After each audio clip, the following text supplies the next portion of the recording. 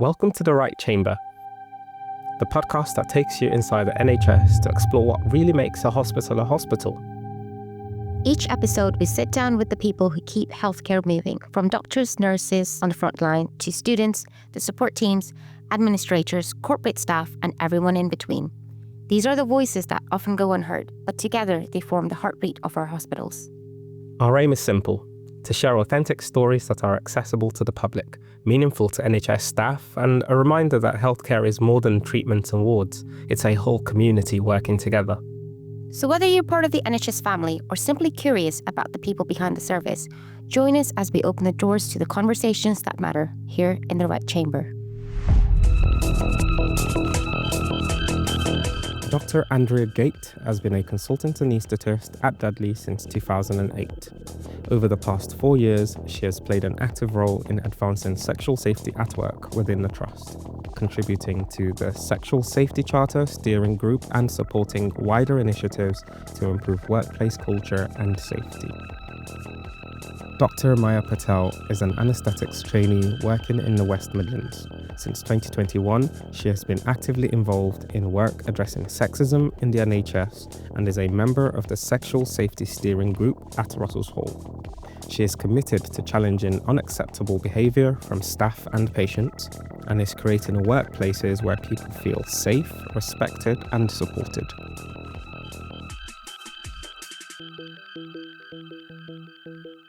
Hi everyone, welcome back to the Right Chamber podcast. My name is Victor. And I'm Jaspreet. Welcome to the first of 3 episodes dedicated to addressing sexual safety in the NHS.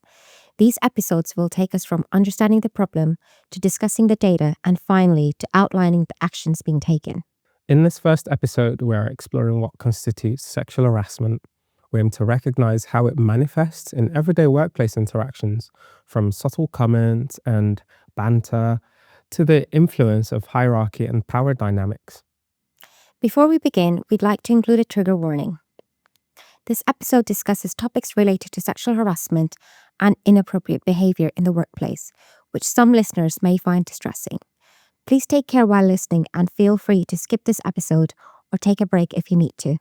We'll be diving deep into definitions, exploring cultural factors, and discussing examples of subtle normalised behaviours that cross boundaries.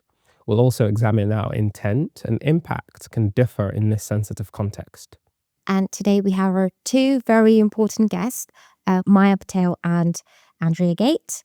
Maya, tell us a little bit about yourself. So I'm Maya. I'm CT4 anaesthetics. I've been in the West Mids for a really long time now. I first started getting involved in sort of sexual safety side of things a few years ago. And it was largely following Sarah Everard during COVID and the subsequent incidents with other women. And I found myself earlier this year just honestly tired of it at work and wanted to do something about it. So I approached a couple of the consultants in the department about trying to do a survey regarding sexual safety at work, and they pointed me towards Dr. Gait, who has already done this work. So very kindly, she's invited me along to the Sexual Safety Steering Group within the Trust, and now apparently I'm on a podcast. Well, welcome. And Dr. Gait, please tell us a little bit about yourself. Yeah, so I'm Andrea Gait. I'm a consultant anaesthetist. I've been a consultant at Dudley for 17 years now, and worked in various other areas of the country before coming here. How did I get involved in the sexual safety stuff? In many ways similar to Maya. I've experienced over my career sexual harassment, sexual assault. On the back of the whole Me Too movement, and I think there was an article that came out in the Royal College of Surgeons, sexual, I can't remember what it was called now, sexual safety at work, a painful truth, sexual assault, a painful truth, something like that. And that triggered a lot of discussion online and at work. And I think from there, I just thought very similar, this can't still be going on. I've got a now 15-year-old daughter. I just want the world to move on from this.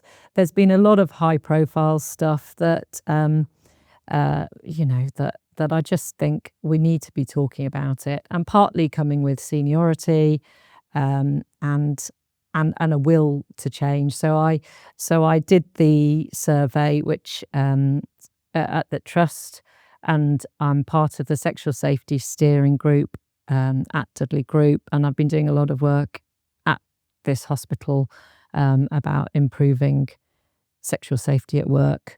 I'm a wellbeing champion, and I will be doing the training to be a freedom to speak up champion as well at some point when I can get myself booked on a course. So today we're here to talk about a very important topic, which is sexual harassment, right? So from the start, how would you define sexual harassment? Well, there's a legal definition as described in the Equality Act from 2010, which defines sexual harassment as unwanted conduct of a sexual nature that has the purpose or effect of violating a person's dignity or creating an intimidating, hostile, humiliating or offensive environment.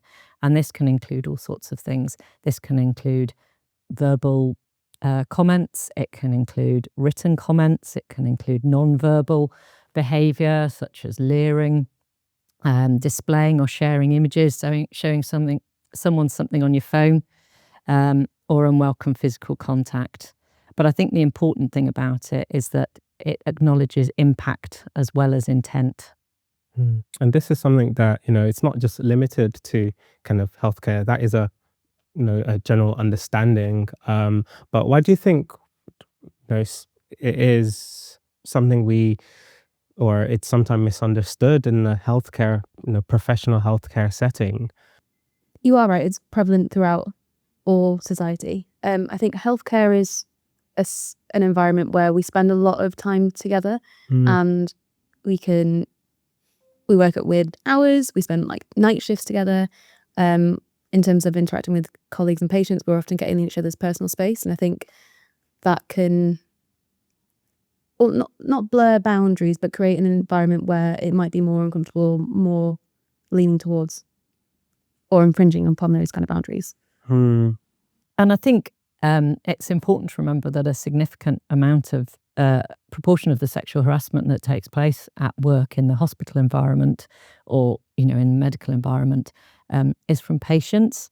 And because we deal with patients who are sick, who are on drugs that they might have taken, we might have given them, they might be drunk, they might have had a stroke or have Alzheimer's or some medical condition that causes them to be disinhibited, and also their families, and and it's a very stressful time. But we also get very close to patients. There's no concept of personal space. We have to get near them for examination, investigations, washing, all sorts of things.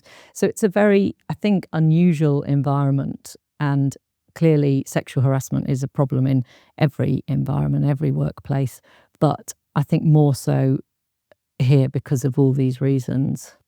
Absolutely. Compared to your typical office 9 to 5 job, and just as you've said, in healthcare settings, we're getting up close and personal with patients for their care, and it can make even the staff members, it can put us in a vulnerable position. Yeah, absolutely. Do you think that's why sometimes it could be minimized? When it comes from like a patient perspective, Minimised in terms of how it's perceived and dealt with. Yes, I think so. I think we all want to care and do the best for our patients, and we understand that it may be unintentional from a patient. It may not be, but it may be unintentional, and actually you forgive a lot because of that, but that doesn't necessarily lessen the impact on an individual. If a nurse is washing a patient and the patient gropes the nurse, whilst she might understand it, or he might understand it, it doesn't lessen the impact that it has on them. And that's a very difficult thing to rationalise in your head, I think. Yeah, because they might think that, well, yes, I feel impacted, but this is the reason the patient's doing it. So I think that's very, very difficult when you are the as a victim Yeah. of Mhm. the abuse. Yeah, agreed. And this is, we've mentioned it can come from patients sometimes by no fault of their own. But then sometimes it is staff to staff as well. And sometimes they can crop up in quite subtle ways sometimes. I don't know. Do you know of any examples of kind of subtle ways where someone might think, oh, this counts as sexual harassment, or this, because it is quite a straightforward definition, but I think people can still get it wrong. Where they think like, lines are like blurry, or, where whoever's getting the abuse is being questioned or feeling like they need to think about what they want to report. Like, is there any examples that where people might be like, well, you're overreacting? Mm. So I think if you go back to the definition, it talks about both intent of the person doing it and the way that it's perceived, so the impact on them. And it also goes further into whether it's reasonable for this person to perceive what was done in that way or not. I think you've got to go on your gut feelings a lot of the time. If you feel uncomfortable, it's there for a reason. And that in itself is enough to report it. I know there's a lot of boundaries in reporting about whether anyone's going to believe you or take your side, or if it's your word against theirs. But I think if you are in a position where you felt uncomfortable, you should report it, and you should be able to get the support you need. I think that's very important, because sometimes it's not even the person feeling uncomfortable. It could be someone else Absolutely. listening to this conversation feeling uncomfortable, and I think they should have the right to report it because they feel uncomfortable about it. But I think in healthcare, it's a little bit, I feel like people get judged for reporting a lot. Yeah. How's that? And I think that's part of the problem. And often there's a power dynamic in that the person who is coming out with the banter, a word which I very much dislike, but is very commonly used. It's just banter. It is just banter. Yeah, didn't mean anything by it. And actually, they in some cases, I think, know that that they're pushing it a bit close to the edge, and sometimes they don't, and that's just how they've always been. But I think that the power dynamic does make it very hard, because it is often a more senior person who is doing that, and a more junior person perhaps who feels the impact of it, whether it was, as you say, directed at them or not. And because of that power dynamic, it's a really difficult thing to speak up, because that senior person can affect you on a day-to-day basis. If you don't laugh along with everyone else, they can start ostracizing you. They could start, you might not get the training opportunities. They'll ask someone who they see is in their circle to come and do this case, come and do this procedure or whatever.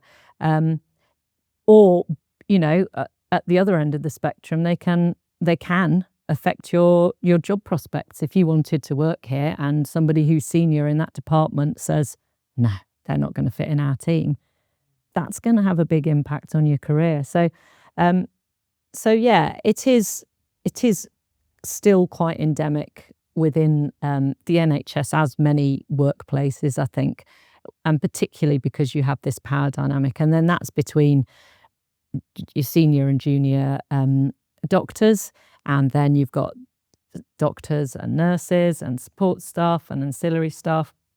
So there's a lot of people who are affected by this power dynamic, and therefore can be affected by. Because imagine if you reported someone and the person that you're reporting to is friends with the person, which is quite they're not going to do anything.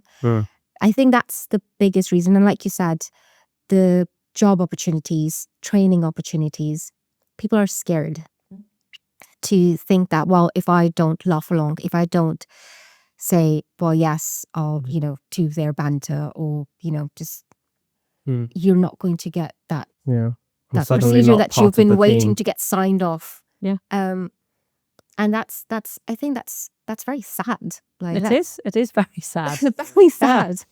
Yeah, it's but it does exist. I think, and I know we're going to talk in another episode about how you can report and ways to report, but I think the first, I think addressing the culture is got to be key. In fact, I went to a training day yesterday for train the trainers for people to go into specific departments to address culture in departments. So hopefully we'll be seeing more of that, because there is a lot of work going on behind the scenes.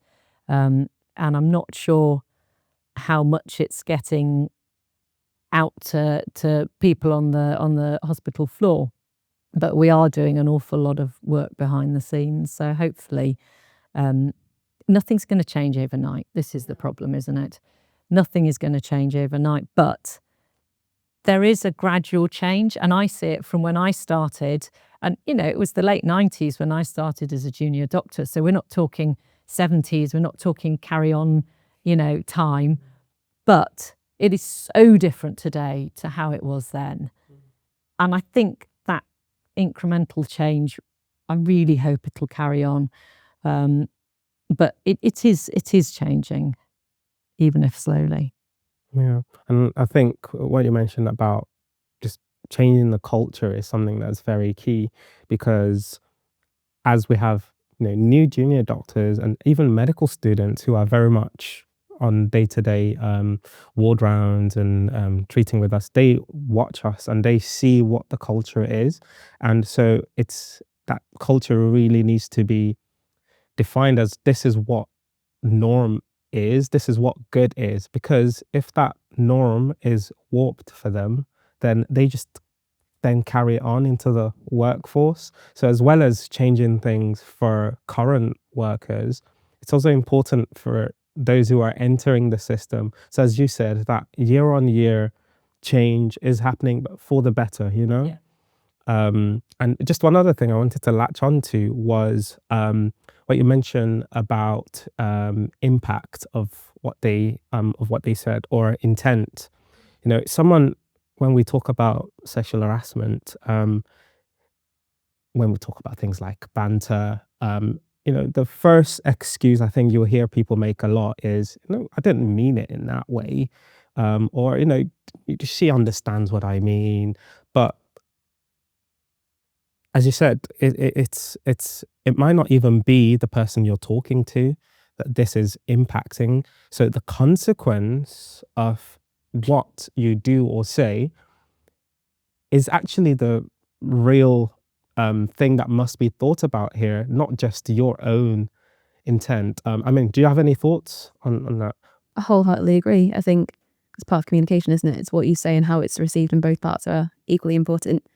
I think there was some work done recently at City and Sandwell, Midland Met now, sorry, about banter, actually, because everyone throws the word around like it's an excuse to get away with things sometimes, right? And they had 3 parts there, little banter checklist about whether something is banter or not in the workplace. The first one is that everyone knows it's banter. So if everyone knows it is a joke, that is the first step. The second is that everyone finds it funny. So if someone doesn't find it funny and someone's offended by it, it is no longer banter. The third is that everyone feels safe in that environment. So even if you know it's banter, it is funny, but something's making me feel uncomfortable and I don't feel safe here anymore, it's no longer banter, and that's fine. So you have to meet all of those 3 criteria. I think the work that they did also looked into whether banter should be part of the workplace. And I'm not here to say that we're no longer allowed to have fun at work anymore. That's not the point. And I don't want anyone to feel like they need to really watch their words or they can't enjoy themselves at work. That's not the point. I think if you stick to those 3 things, you can still enjoy yourself. You can still get along with your colleagues. You can still have a laugh. You just don't need to make anyone feel unsafe at work. And that is the key part of it, right? No one comes to work to feel unsafe in something that they've trained to do and they want to do, and they want to be here and help people. It's just creating an environment where we can do that to the best of our ability. Mm. But I think the second part, where if everyone thinks it's a joke, then it's fine. But I think if there's that one person who doesn't, Yeah. I think that's where the problem lies, because they'll be too scared to speak up and say, well, actually, I don't find that funny. Yeah. And then you are the odd one. Not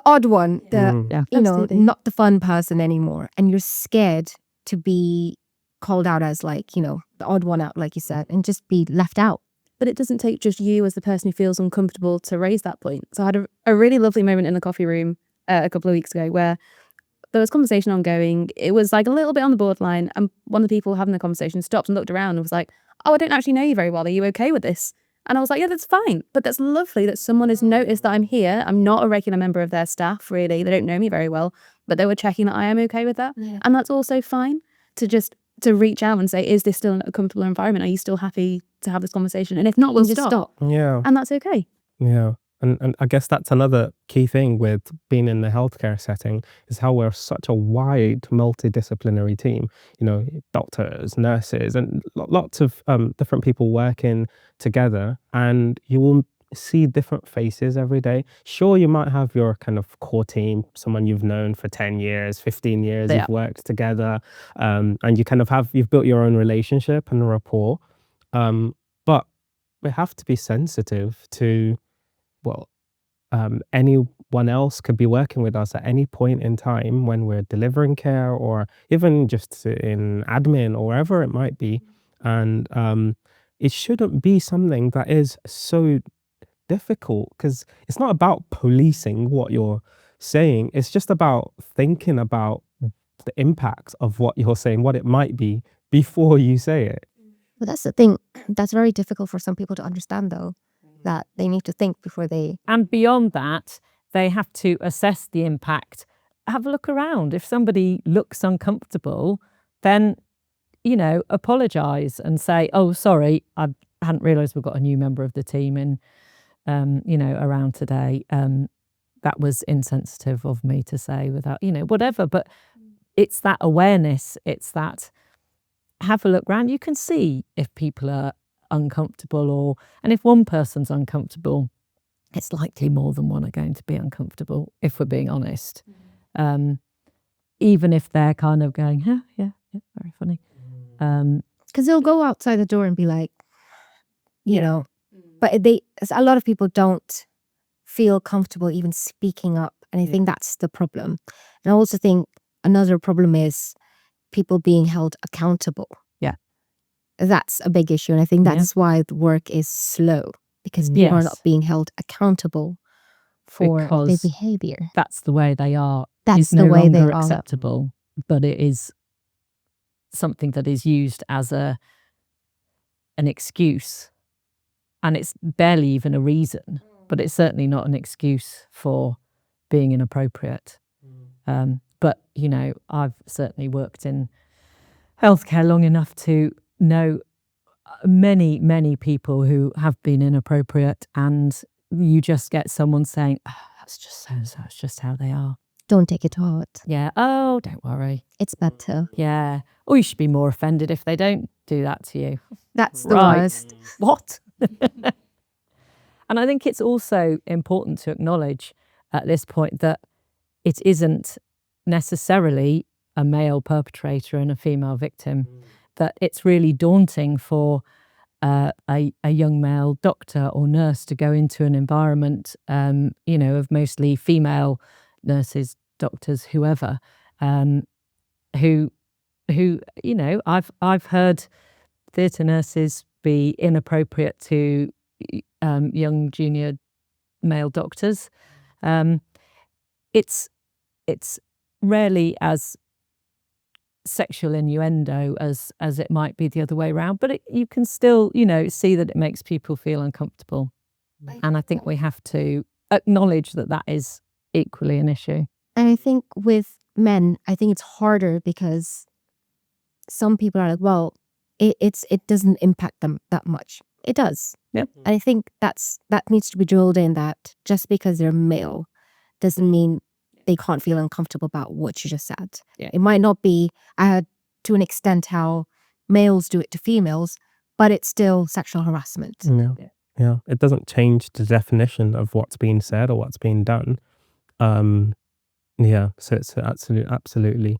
And just to flash a little bit on that culture change, we've mentioned about checking in with people who are with us, and just checking on their perception of safety? Are they safe in this space that we are in this conversation that we're having? What other things can we do to kind of move towards that culture shift? I know we'll still talk about, the reporting side of things, but in terms of just active things that we can do in our No, we can do as well. conversation. Yeah, I mean the training I went to yesterday was really interesting, and it didn't tell me anything in a lot of ways that I didn't know, that it has to come from the top down, that the senior people in any department have to set the tone. So what this training is looking at is getting people together as a department and saying, what is the culture we want in our workplace?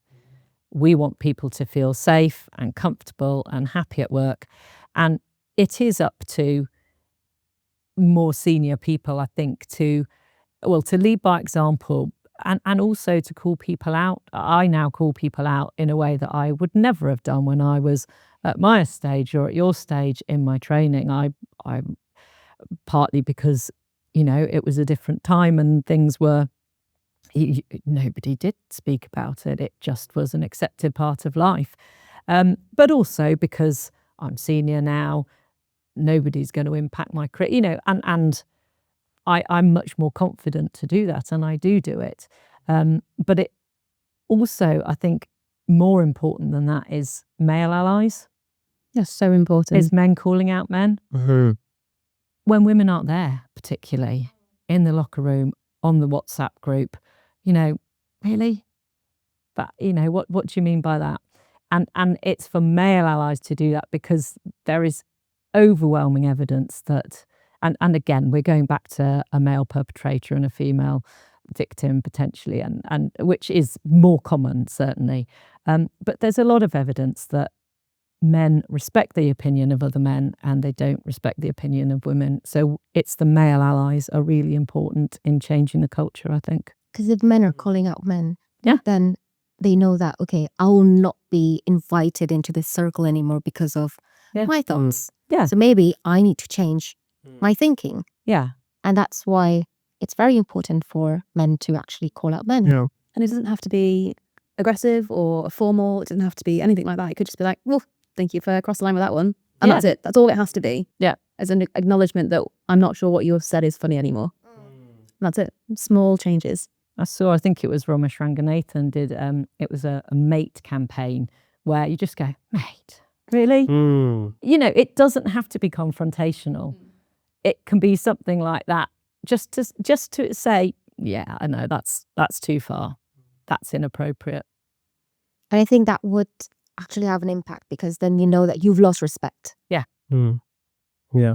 And a lot of these things are said because if they aren't called out, and it kind of reinforces that it's okay, if it's just been continuing and everyone just kind of watches it carry on. As you said, it can be in the face-to-face setting, but it can also be on virtual spaces as well. It would go a long way with people just taking that little bit to just step in and start to shift that culture in that way. And realise that it is uncomfortable to do it. It's uncomfortable to call people out. It's uncomfortable to be that one who steps above the parapet and says, really? But that's okay. It's okay to feel uncomfortable. And we're not good at that, particularly in this country. We're very reserved and we don't like feeling uncomfortable. It's a very British thing, isn't it? Very British thing. We Yeah. don't like speaking up and we don't like making a fuss. And we have to get over that for something like this. It's okay to feel uncomfortable. Do you think the newer generation is more likely to implement this mate culture, or just calling people out? Oh, I think it's really difficult. I think we're unfortunately facing a society at the moment where there is the rise of like the alternative right, and misogyny is much more fierce in sort of social and on the internet. I like to think that it is making a difference in the workplace though, and people are more likely to say when they are uncomfortable, and they're more likely to call people out in person, but it's trying to battle that against everything else that's happening online. Mm-hmm. Yeah, I think I would like to think so. And I think, as Maya said, victims are perhaps more likely to report it or talk to someone or say something at the time. But yeah, the whole I understand that there's a whole tranche of the internet with incels and all this kind of it is this male loneliness epidemic that is being blamed on women, and actually I don't think that's going to help. Whether it does externally in a workplace environment when other people are around is one thing, but we still have situations where people are one-to-one, and actually people then may perpetrators may well feel more confident to abuse people on a one-to-one if there's no one around to call them out. I think that's because when you report it, I think the first thing that's asked about is what evidence do you have? I think that stops people from reporting it as well, because where are you going to get evidence from? Yeah. And you need to take the word of people and say that actually I felt uncomfortable. Well, yeah, because even when, there's a lot of high profile cases in the media at the moment where there's overwhelming evidence and still the perpetrators are getting away with it. That poor girl in Canada with the hockey team, who they afterwards they forced her to sit and give a video on consent after however many guys had raped her, and still they have not been, as far as I'm aware, brought. It's just making them a justice. victim over and over again. Yeah, and so I think, that's a whole other topic. Is talking, speaking up, and what good does it do? But it does do good. So how can we report? How's reporting going on in the NHS at the moment? There are various ways that you can report, and I think we're going to address that in more depth in another episode. But there are local ways you can report, and all the hospitals have freedom to speak up guardians, freedom to speak up champions at the NR Trust. You have your educational supervisors, your line managers, your college tutors, postgraduate dean. There's all sorts of people, or somebody senior who you know and trust. You can report to anyone, somebody senior who will know what to do with it then. And you might not want anything to do, anything to go any further, and that's fine. But yeah, I think there actually are a lot of people who you can report to, both within and out with the department of the perpetrator. So you don't have to feel that you're talking to the best friend. You can go to the Freedom to Speak Up guardian, who is entirely neutral. And obviously if it's serious, then there's the police, but you'd probably want to report that in-house first. Sexual harassment is something that is still happening today. It is something that is still prevalent. Then there is a duty for all of us, in healthcare to make a move towards shifting that culture and knowing what things we can do to call things out if they aren't quite right, and that is going to be contributing towards making those positive changes that we want to see. And as you've said, there are different avenues where we can go to if by chance it is something that has happened to us in terms of reporting, and we'll delve more into that in a future episode. Just before kind of we come to the close of this episode, are there any final thoughts that you'd like to talk about? I was going to raise one point about people speaking up for themselves. And again, it doesn't have to be a confrontational way. It can be really, really little things like, oh, I don't know how to respond to that joke, or I don't know what to do with that comment. Almost make, and I know it sounds daft, it makes yourself seem like you're the fool. Maybe there's something that I've missed, but it is enough to call someone out on their behaviour and change the atmosphere in a room to be like, oh, maybe that wasn't funny. And it's all it has to be. It doesn't have to be big or dramatic. But even doing that can make such a massive difference to the impact around you. That's very good, because sometimes it embarrasses them instead. Yeah. And that would stop. Yeah. Right then. It's definitely true that if somebody is forced to explain themselves or repeat it, they often backtrack. Oh. It's almost like the sexual harassment. Sorry, I didn't hear that. What did you say? Yeah. Say it again, please. Sorry, Yeah. I missed that. What was that? Say it again. Yeah. I don't know You how know. to respond to that. Yeah. There is absolutely some non-confrontational ways. Yeah, I mean, as I say, I think it is still ongoing in healthcare and beyond. It definitely is better than it was. Certainly, overtly, covertly, I don't know. But I think that can't stop us. The fact that it still exists can't stop us pushing. The reality is we're never going to get rid of it, but we can make things better. And the majority of it can be, I think, addressed. The majority is low-level banter. People think they're making a joke and don't appreciate that it's not received. And questioning it and getting people who do that to look at them, to just consider the impact, can often change how they behave.